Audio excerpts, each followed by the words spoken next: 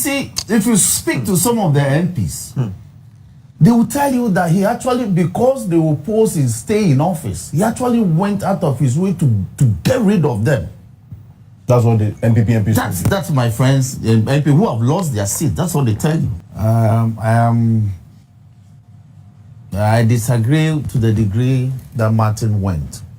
Because you see, America is like the standard for holding both private citizens and public officers accountable in matters of law. America itself has found it necessary to convict a lot of its own millionaires or investors, so to speak, when they were established or determined to have flouted their laws, especially in financial matters. So a plethora of names, even movie actors like Wesley Snipes, who was later determined that his managers evaded some tax, nearly about $9.5 million. Even though they had to pay back that, he was sentenced. He served some time and came out. And he said he learned his lessons. So as for America, if you breach the law, it may not even be the government, because in their system they have private prosecutors. They'll prosecute you. Because you see, if they allow some things to fester, the federal state will deteriorate. So they don't tolerate it. If it comes to their attention, they deal with it. Now, the Ofori issue, I believe we need to deal with it in the manner that we see fit. Why?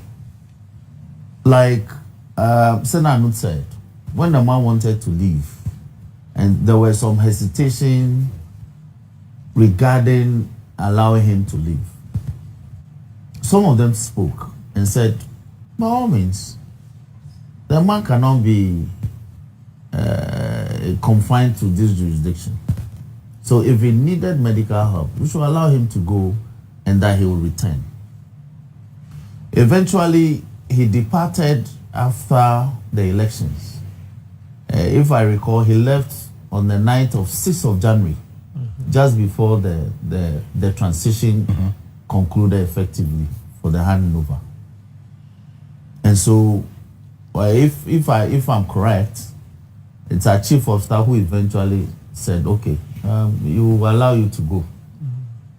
You know, so in a way, you have even put our own chief of staff into some trouble for listening to the sentiments and eventually believing that you will return.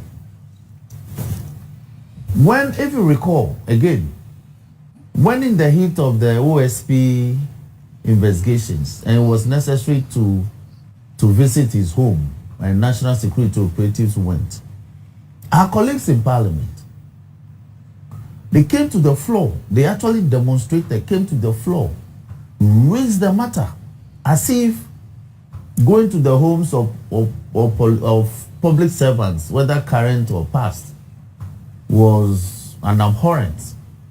I cited, for instance, when I contributed to the matter that generated some debate on the floor, I cited the situation of my brother John Jinapo. I cited the situation of Comrade Donko. I cited the situation of Collins Dauda.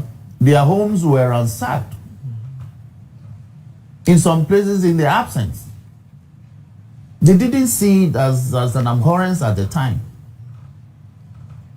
So in the course of that, the minority leader, my brother Anowa Penumakin, swore to us and guaranteed that by a certain date in June of 2025, because these matters were around about a year ago, it was around sometime in March 2025, that sometime in June, he was assuring us in Parliament, the nation, that Ofori will return, that he was seeking medical attention. My boss, the Honorable Ayariga, before we rose, he asked him, you came to undertake to this Parliament. You know, when he was given his closing remarks, if you recall, that you when said Zacchaeus should come down. You remember that famous phrase? So Ofori should come down. He said, you came to assure this house and the nation that Ken will return. And so that we can all deal with these matters.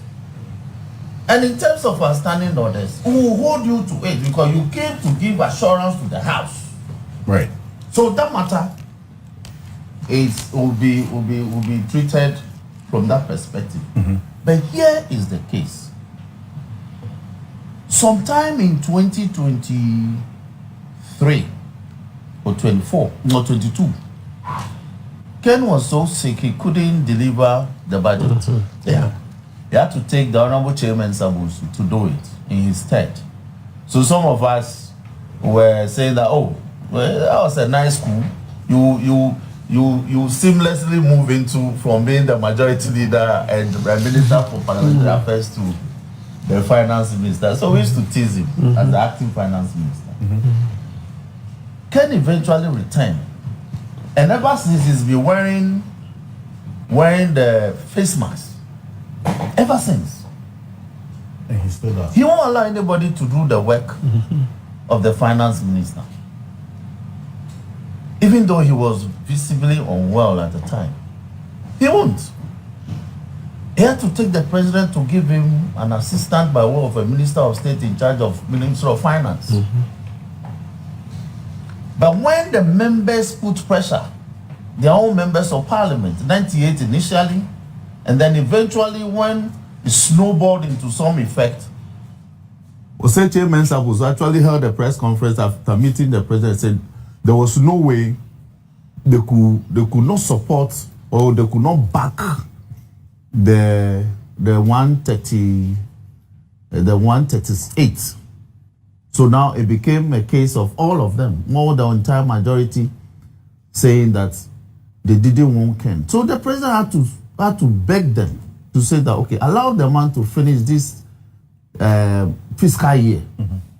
And that from about 2023 or 4, if I recall, they will find a replacement. It didn't happen until eventually he had to go for Atta to come in.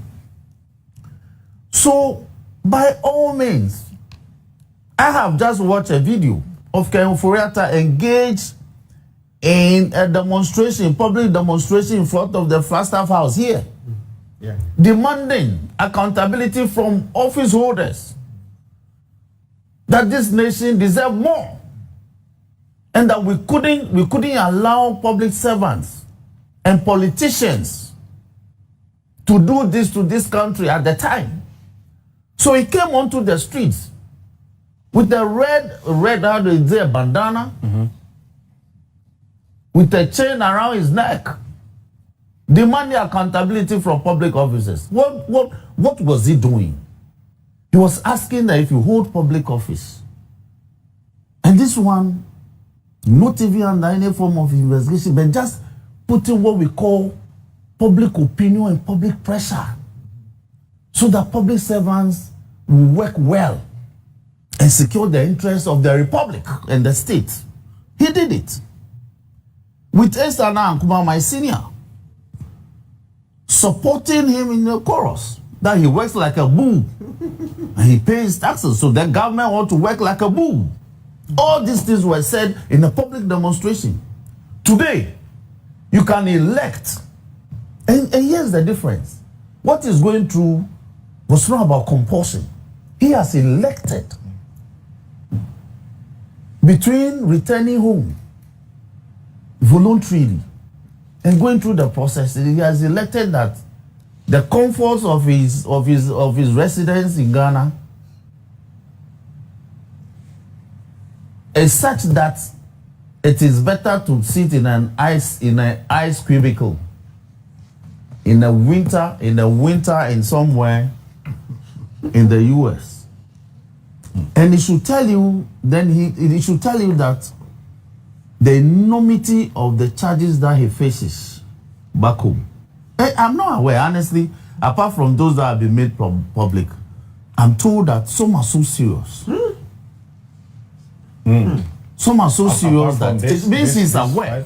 These five, the Petroleum Minerals Revenue Assurance, this was the OSP alone. These are from OSP. The AG itself said AG itself is telling us will blow you away. And you see, if you speak to some of the MPs, they will tell you that he actually, because they will oppose his stay in office, he actually went out of his way to get rid of them.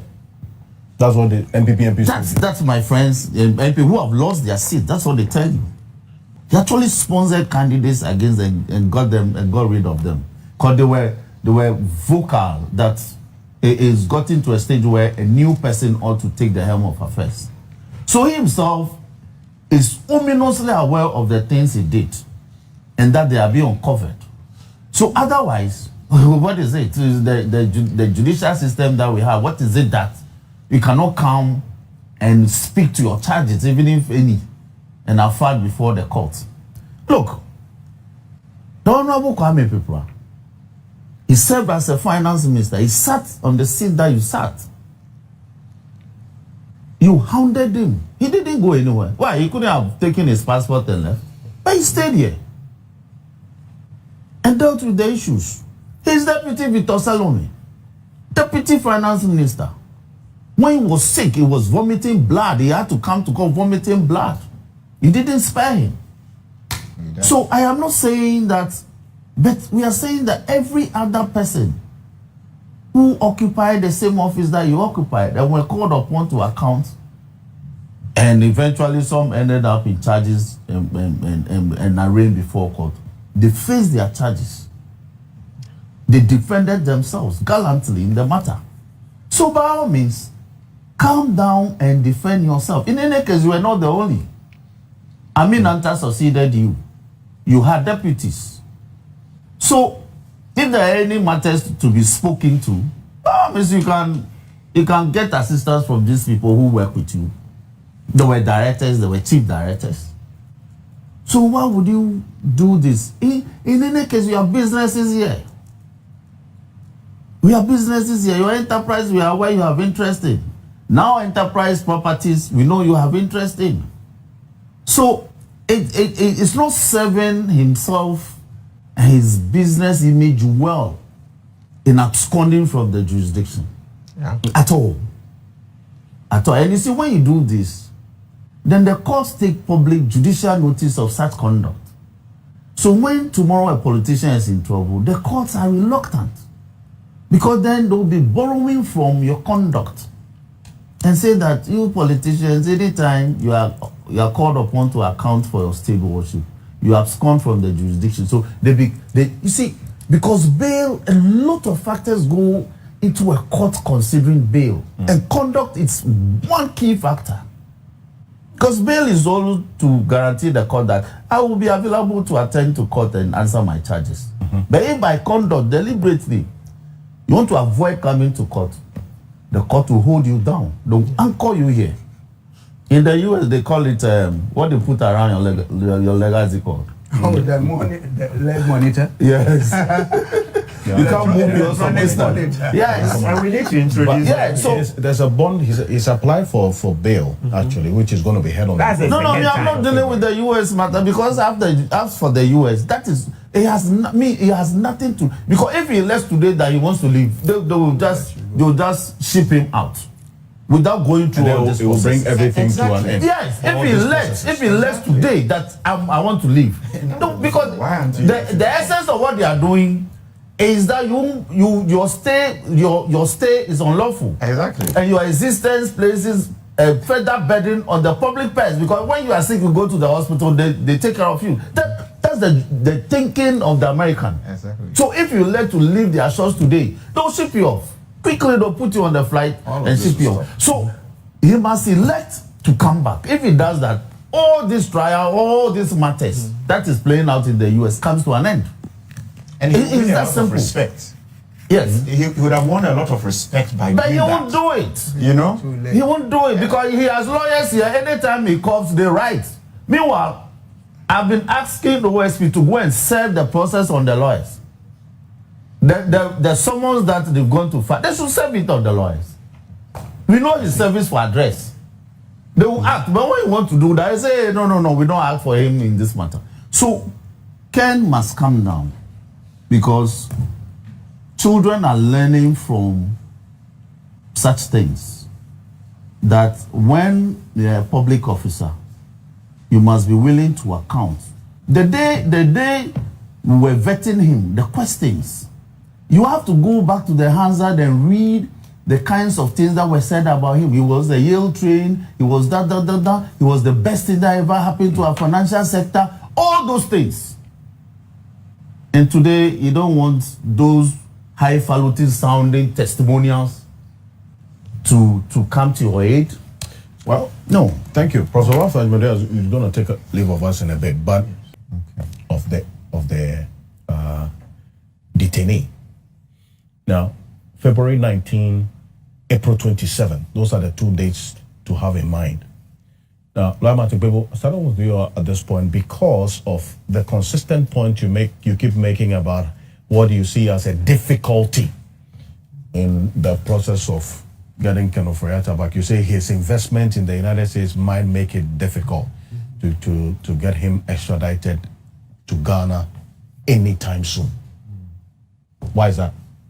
Yeah, so I made a point that, yes, investment. The U.S. thrives on a lot of foreign investment, a lot of foreign debts. You check their economy, they're always thriving on foreign debts, right? That's why I made a point that the Japanese, Canadians, the Saudis, etc., have billions and billions. Even for the Saudis, it's in trillions in the U.S., right?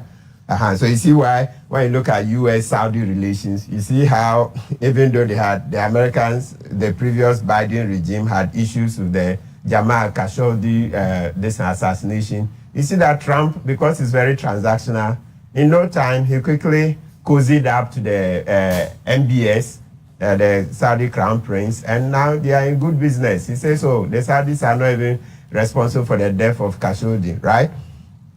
So that is the plain truth. The American economy invites a lot of foreign investors, and so it comes with some protection. Now, with the way Ofori is invested in there, you see that one of his lawyers, John Ashcroft, Ashcroft is a lobbyist as well. He's a lobbyist, and what we say in America, the lobbyists, they are the people who go around, okay, midnight, influencing government policies, etc., getting things done. They fix issues for you, they fix matters. So, and with that choice, John Ashcroft, who was former Attorney General from 2001 to 2005, that's a colossus. So it tells you that there will be a lot of power play. This thing is not a joke. There will be a lot of power play. So that's why I'm saying that looking at everything, if we are judging by what is on paper, it's a very complex fight. Very complex. And you see now, the next hearing is in what? April. Is that also? Yeah, that's for the bail. And that's the bail is February 19th. 19th, oh sorry. Yeah, but and then the April is for the substantive case of the now, immigration.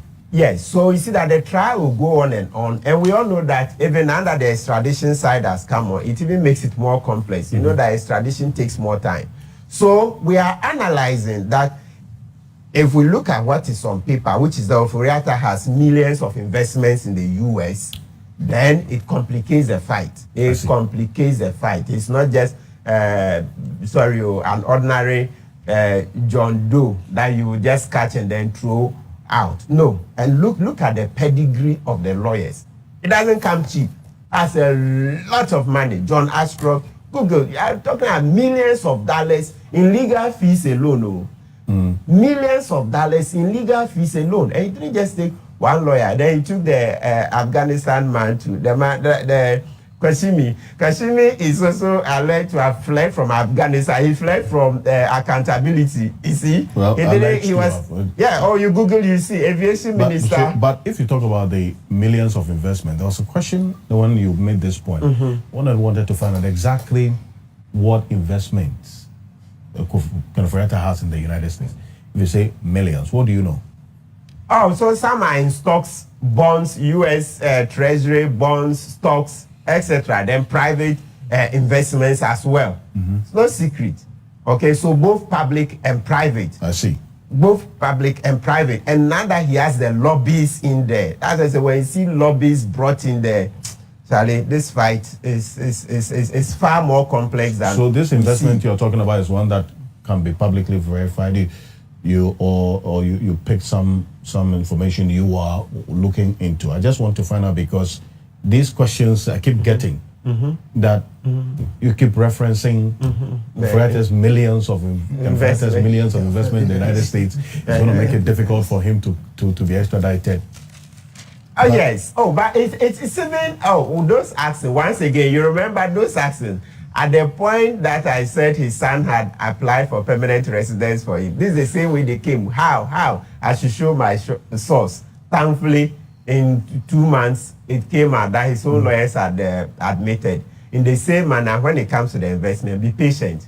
Be patient. You heard the phrase the Attorney General used. He said the other investigations he's doing, okay, they are mind-blowing.